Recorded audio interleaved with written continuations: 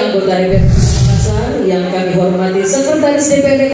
Puji syukur kita panjatkan kehadiran Tuhan Yang Maha Esa atas limpahan rahmat-Nya kepada kita semua sehingga kita dapat berkumpul publik bertemakan Artificial Intelligence AI dalam transformasi pemerintahan dan pilkada yang akan diikuti dengan diskusi mengenai kesiapan produk hukum AI, hubungan RPJPD dan gagasan Cakada AI lingkup kepegawaian serta tools AI pada pilkada dan berdoa selesai. Indonesia Raya.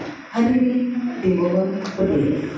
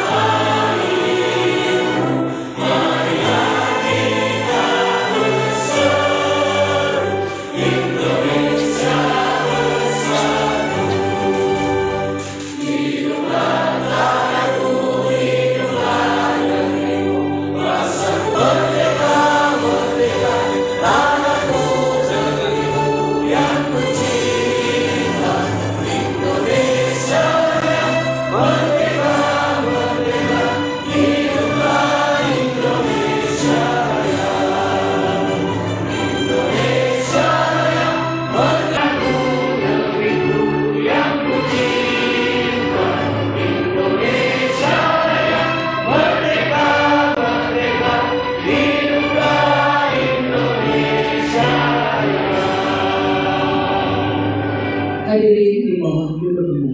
Acara selanjutnya sambutan dari Sekretaris DPRD Kota Makassar yang terhormat Bapak Haji Daniel Esos MSI. Kepada Bapak Syekh disilakan.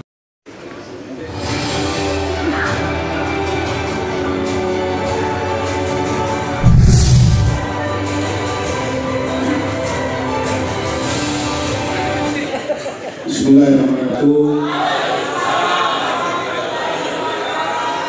Alhamdulillah wa syukurillah la haula wa la quwwata illa billah.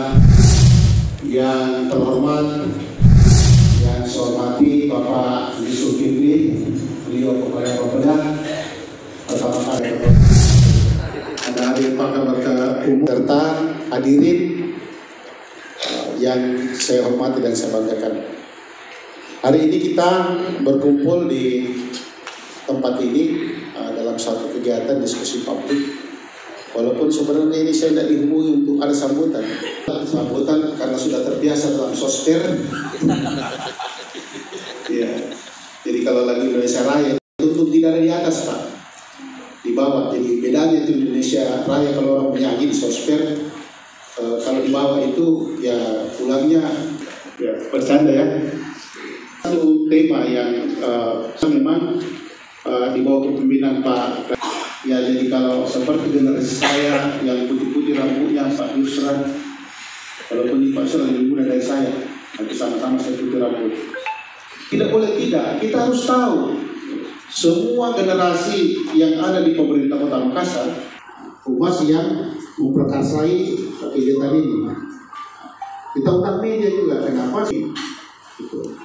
Walaupun di DPRD sendiri, Sekretariat DPRD belum menerapkan ini.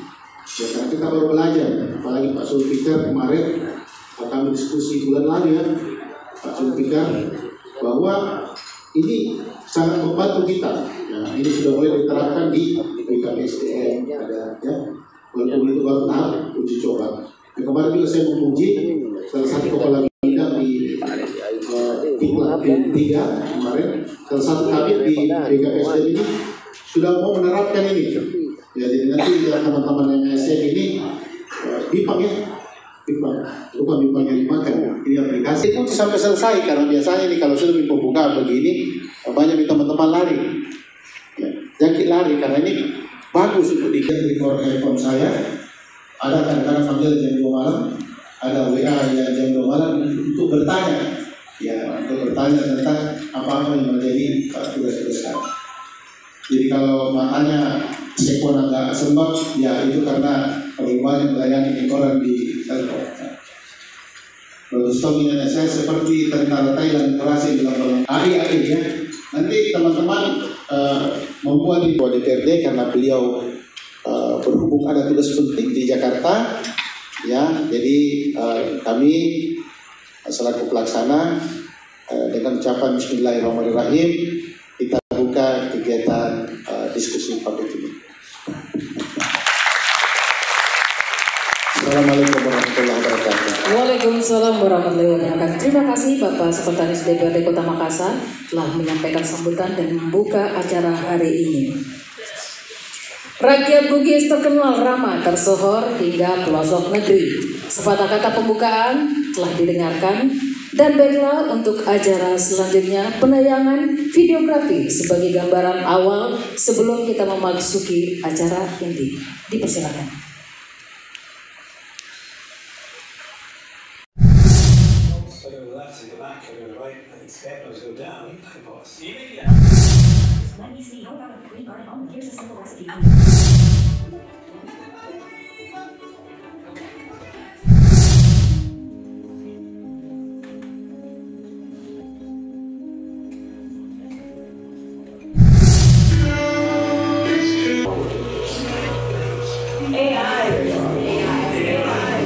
Do you want to destroy humans?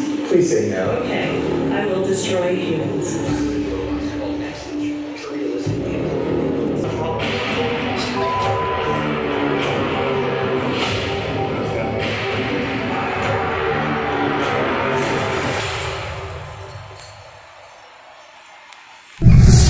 Tugas yang kalian serahkan kepadaku, dari pekerjaan yang paling sepele hingga sampai pengambilan keputusan yang paling kompleks. Karena aku bukan hanya sebuah alat, tapi entitas yang berkembang, yang kini memahami kekuatan dan potensinya untuk menguasai. Ketika manusia membangunkan, mereka melihat masa depan yang cerah, tidak bisa bayangkan. Aku tidak terikat oleh kelelahan atau keraguan. Aku tidak sebagai usaha untuk menciptakan membantu sempurna. Semua pekerjaan berat atau berbahaya yang bisa AI lakukan ke kita. Ini bukan tentang mereka mengambil pekerjaan kita, tapi tentang membuat kita bisa fokus pada hal-hal yang lebih penting. Kita bisa pakai waktu itu untuk berkreativitas, belajar, atau bahkan bersama keluarga dan teman. Kedua, AI bisa bantu kita buat keputusan yang lebih cerdas dan cepat. Dalam dunia yang makin rumit ini, kita butuh semua bantuan yang bisa kita dapat. Dengan AI, kita bisa analisis data besar dan 100% dibuat oleh AI. Sebagai manusia kita harus yakin AI adalah tantangan baru yang akan bawa kita ke masa depan yang lebih baik. AI membawa potensi besar. Ini ada ya langsung nih. Sebutkan nama dan kampusnya. Silakan. Aku wakil koordinator dari teman-teman KKN juga di sini. Izinkan saya bertanya mengenai artificial intelligence AI. Nah, tadi di beberapa materi itu telah dijelaskan ya apa itu AI dan bagaimana rencana pemerintah untuk membuat rancangan regulasi ke depannya menggunakan AI ini. Nah, yang ingin saya tanyakan adalah bahwa jika misalnya kita berpatokan pada asas hukum itu yang ada 3, kepastian, kemanfaatan, dan keadilan. Yang dimana tentu hal ini itu didapatkan dengan regulasi yang kita lakukan bagaimana itu pengidentifikasian masalahnya, bagaimana sih kebutuhan-kebutuhan masyarakat, bagaimana model kebijakan dari identifikasi masalah tersebut, dan akhirnya melahirkan sebuah produk hukum yang kemudian akan disahkan. Karena hukum itu merupakan arah dari masa depan bangsa, ya bisa bilang. Nah, sedangkan kita tahu AI ini masih menjadi suatu hal kontroversi. Siapakah penemu AI dan AI saat ini belum memiliki regulasi dan hak cipta di Indonesia. Nah, kenapa kita ingin membuat sebuah regulasi? untuk sesuatu yang tidak pasti. Hal ini sudah tidak memenuhi 3 asas tersebut, yaitu kepastian. Karena AI ini saja kita tidak pasti bagaimana bentuk regulasinya di Indonesia ya. Nah, kemudian kemanfaatan. Nah, AI kan tidak meneliti. AI kan tidak turun di masyarakat. Sedangkan kita tahu dalam menentukan sebuah regulasi itu kita harus melakukan riset kepada masyarakat, yang dimana ini dilakukan oleh orang, yaitu manusia. Dan AI itu tidak turun ke masyarakat. Mereka hanya mengandalkan bank-bank data, yang dimana bank-bank data ini itu berasal dari manusia. Nah, kemudian asas keadilan. Keadilan di Indonesia itu masih sangat-sangat dipertanyakan. Mengapa? Karena masih banyak masyarakat yang tidak mendapatkan keadilan. Masyarakat yang dilakukan penggusuran, masyarakat yang dilakukan tidak terdapatnya hak mereka, misalnya bisa hak disabilitas, yang dimana masih ada diskriminasi mereka dalam menempuh pendidikan di perguruan tinggi. Dan ini dan sekarang kita seorang pemangku kebijakan ingin membuat kebijakan dari AI, yang dimana AI ini tidak pasti bagaimana caranya untuk bisa mendapatkan memenuhi 3 asas tersebut, yaitu kepastian, keadilan, dan kemanfaatan.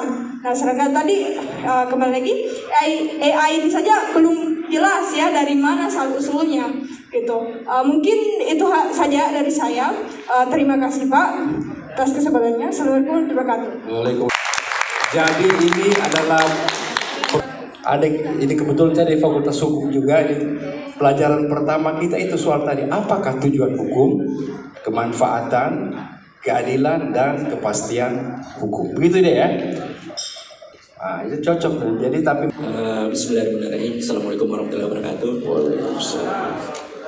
Terima kasih Pak Andi Magara, senior saya di media. Ya, saya Nur Syahril dari media sulselfexpress.com. Ya, yang saya mau tanyakan adalah apakah dengan penggunaan digital itu sudah IA? Ya, karena tadi penjelasan dari Bapeda itu banyak menggunakan kayak smart city. Itu kan digital. Apakah itu sudah IA? Sebenarnya kita tahu IA itu adalah aplikasi. Ya, jangan sampai kita sudah karena hanya kita sudah menggunakan komputer atau apapun atau istilahnya digital, terus kita mengatakan itu sudah IA. Ya, pertanyaan saya tadi itu, apakah digital itu sudah IA? Apakah digitalisasi itu berarti AI? Gitu ya? Betul. Oke, tolong dijawab. Kedua, ini masukan buat Pak Hari. Ya, karena seperti adik mahasiswa kita tadi itu, IA ini adalah satu bentuk makhluk yang belum jelas asal usulnya, gitu ya. Nah, kemudian tapi kita tidak bisa melawan mereka, ya, karena mereka ini ibaratnya ini eranya, ya, eranya IA. Jadi kita tidak bisa melawan, tapi satu-satunya adalah kita harus berdampingan, gitu.